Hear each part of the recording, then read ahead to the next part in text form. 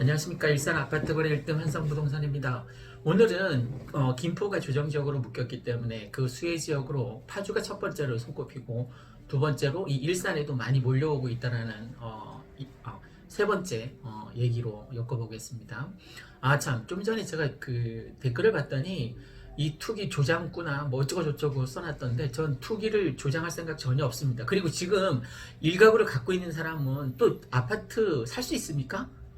살 수 없어요. 투기를 할 수가 없다고요. 그러니까 제가 투기 조장꾼이 될 수도 없고, 제가 누차 이 동영상 콘텐츠 만들 때마다 이 동영상 콘텐츠 제작의 대상은 무주택자를 대상으로 한다는 것을 누차 수십 번 얘기했어요. 그러니까 투기 조장이 될 수 없다. 전 투자를 권하는 거예요. 투자를. 여러분, 아파트가 나한테 한 채가 있으면 아파트 한 채를 더 살 수가 없어요. 사는 그런 바보 멍청한 놈이 있습니까? 사면 자기 손해인데 자기 자산 다 날라가는데, 그런 멍청한 놈이 어디 있습니까? 뭐 1주택자 이상이면 더 이상 아파트를 살 수가 없어요. 그러니까 투기 자체를 할 수가 없다고요. 지금 남은 시장은 실수요 시장이고 투자 시장입니다. 투자 시장. 그러니까 제발 저한테 투기꾼이라고 자꾸 댓글로 욕하지 않았으면 좋겠습니다. 반사하겠습니다.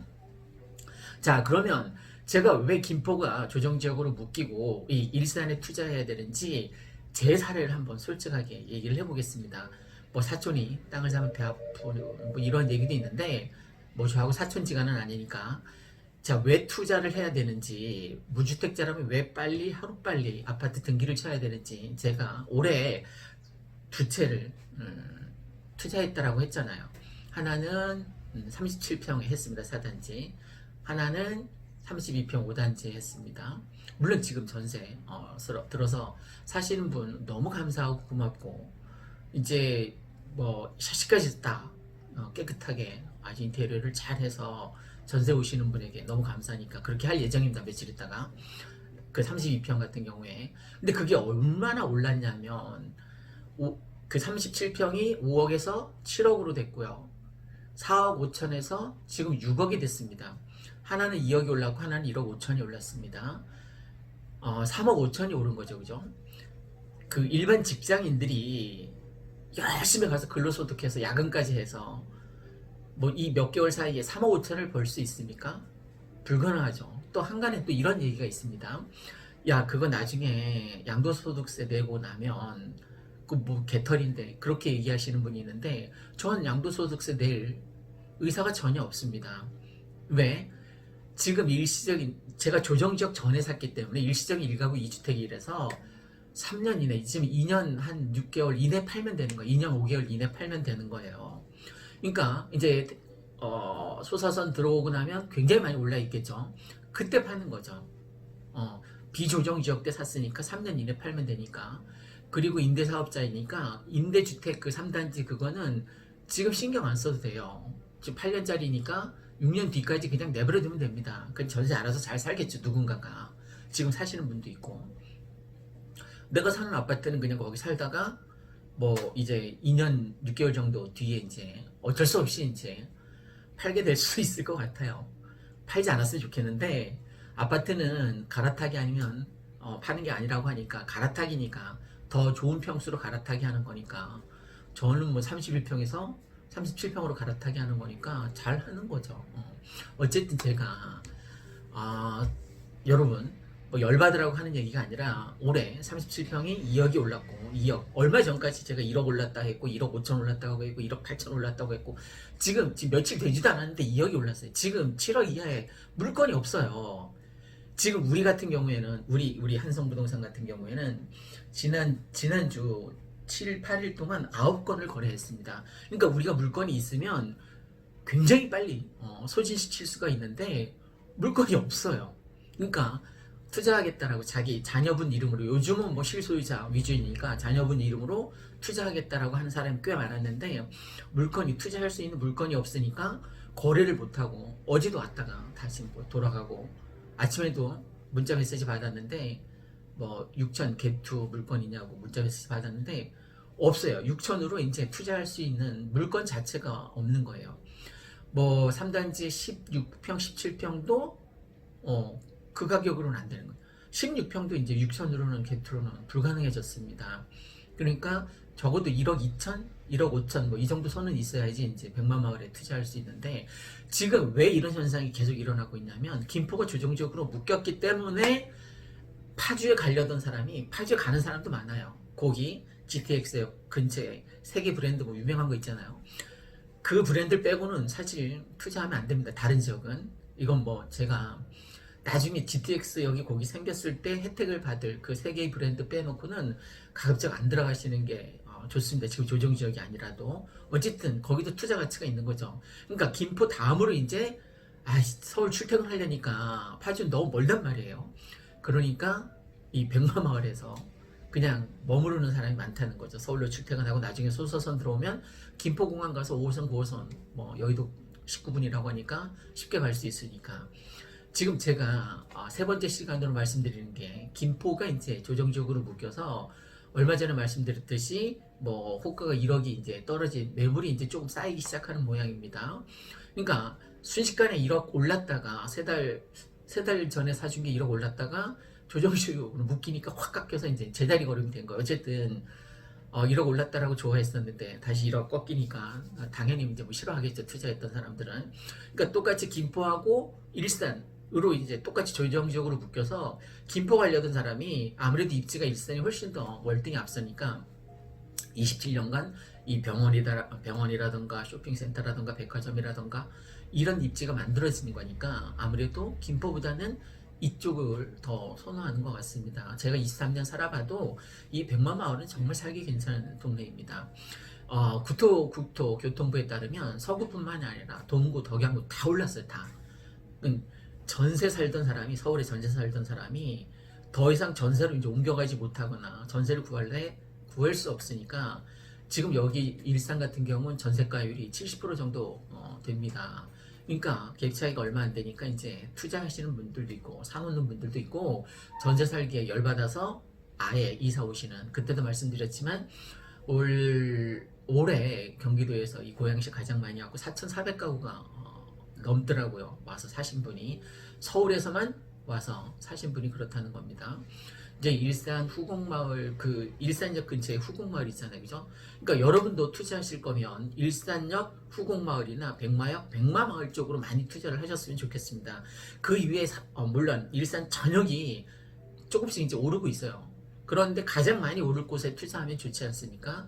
킨텍스역이 가장 많이 오를 텐데 이미 너무 많이 호가가 반영이 돼서 15억 한단 말이에요. 그러니까 그건 살 수 없잖아요, 그죠? 그러니까 두 번째로 더 많이 오를 곳. 그러니까 백마역이나 일산역 근처에 백마마을, 일산 후곡마을 쪽에 투자하시는 게 좋다라는 거죠. 이미 후곡마을도 오를 대로 굉장히 많이 올랐습니다.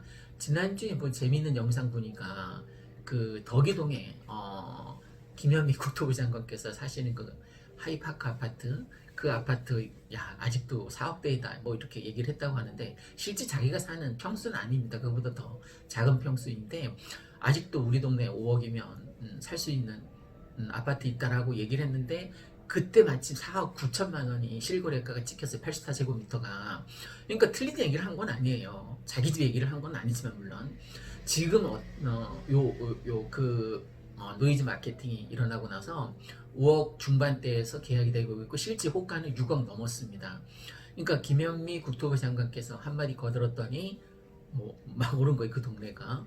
근데 좀 전에도 말씀드렸지만 덕이동에 투자하시는 것보다 김현미 장관께서 사시는 그 하이파크 아파트보다는 일산이 백마 4단지, 5단지, 1, 2, 3, 4, 5, 6단지가 월등히 좋습니다. 그 지금까지 상승률 놓고 보면 덕이동에 뭐 2배 정도 된다라고 볼 수 있어요. 그러니까 제가 계속 누차 백마마을에 투자하라고 권장하는 이유가 거기에 있습니다. 그리고 이 동영상 컨텐츠는 무주택자를 대상으로 하는 거니까 이렇게 올랐는데 아파트 사라고 권장하는 넌 참 돌다가리 아니냐 이렇게 보실 수도 있는데 제가 17년부터 사라고 했습니다. 사람들은 아파트 가격이 오르고 내리고가 5대 5인지 알아요? 아니에요. 50대 50이 아니라 95대 5예요. 95가 오르고 5%가 떨어졌어요. 5%가 떨어진 게 바로 IMF하고 리먼 사태. 그 두 가지가 이제 대표적인데 그럼 앞으로 아파트가 떨어지려면 IMF가 다시 오거나 리먼 사태가 다시 와야죠, 그죠? 중차대한 일인데. 그리고 지금 뭐 코로나 때문에 전 세계 경기가 뭐 개판입니다. 우리나라 자영업자 문 닫는 율이 굉장히 높아지고, 야 이렇게 경기가 안 좋은데 뭐 폭락론자들은 지금 가계부채로 인해서 폭락할 거라고 많이들 생각하고 있는데 잘못된 거예요. 야 지금 경기가 안 좋으니까 우리나라가 OECD 국가 중에서 주거 비용이 가장 작아요. 왜? 전세제도 때문에 그렇습니다. 외국인 전세제도가 없어요. 다 월세입니다. 그러니까 주거 비용이 엄청난 거죠, 그죠? 매월 뭐 호주 갔더니 주세이더라고. 매주 내야 돼, 매주 집값을. 환장하실 노릇이죠, 그죠? 내가 열심히 노력해서 근로자 이제 주급을 받으면 거기서 15% 30%를 떼줘야 되는 거예요. 정말 미칠 노릇이죠, 그죠? 근데 우리는 다행히 전세제도라는 게 있어서 어쨌든 3억에 전세 살면 덜 까먹잖아요, 그죠? 그러니까 우리나라가 OECD 국가 중에서 전세제도라는 게 있어서 주거 비용이 가장 낮았단 말입니다. 근데 이렇게 많이 올랐는데 너는 왜 무주택자들에게 투자하라고 권장하느냐, 그게 잘못된 거 아니냐라고 생각하는데, 지금처럼 코로나로 인해서 경기가 지금 개판인데 그럴수록 전세 살면 안 되는 거예요. 자, 생각해 봅시다. 내가 월세를 산다라고 가정을 해보세요. 그럼 월세를 내는 것하고 내가 대출을 내서 이자하고 어떤 게 더 싸요? 대출 이자가 훨씬 더 싸죠, 그죠? 그러니까 사람들이 대출 이자가 훨씬 더 싸니까 대출을 내서 아파트를 사라는 거예요. 전세? 2년 뒤에 2억이 올라요, 그죠? 2년 뒤에 2억이 올라. 그러면 매년 내가 5천을 세이브를 해둬야 되는데 2년 뒤에 어차피 2억 전세 오를 거 지금 2억 대출 받아서 2억에 대한 이자만 내자는 거예요. 그게 더 합리적이죠. 그게 더 논리적이죠, 그죠? 그게 더 과학적이죠. 그래서 제가 무리를 해서라도 레버리지를 이용해서라도 전세대출을 받거나 아니면 뭐 담보대출을 받더라도 50%니까 이 조정적은 50% 담보대출을 받더라도 무리를 해서라도 영끌을 해서라도, 영끌이란 단어가 위험하다고요? 여러분 아파트를 사는데 영끌하지 않은 사람 있습니까? 저도 올해 아파트 2채를 사는데 영끌했어요. 다 제 돈만 있는 거 아니에요. 빌려서 산 거예요. 그랬더니 37평이 2억 오르고 32평 1억 5천 오르고 총 3억 5천이 올랐어요. 제 자산 가치가 이 몇 개월 사이에 3억 5천이 불어난 거예요. 저는 이제 노후 대비 된 거죠, 그죠? 37평 가지고 이제 들어가서 살면서 평생 죽을 때까지 뭐 주택연금 가입해서 150만 원에서 200만 원 나오겠죠. 그럼 주택연금하고 뭐 교부생명연금하고 합해서 뭐 넉넉하게 살지 있지 않을까. 넉넉하지는 않겠지만, 그러니까 생각을 빨리 발상의 전환을 시켜서 그냥 이자보다 그 은행 이자가 지금 월세 내는 것보다 싸니까, 전세가율보다 이자 내는 게 싸니까 빨리 발상의 전환을 통해서 갈아타기를 해서 무주택자라면 주택을 구했으면 하는 마음에서 높아심에서 말씀드렸습니다. 참고하시기 바랍니다. 감사합니다.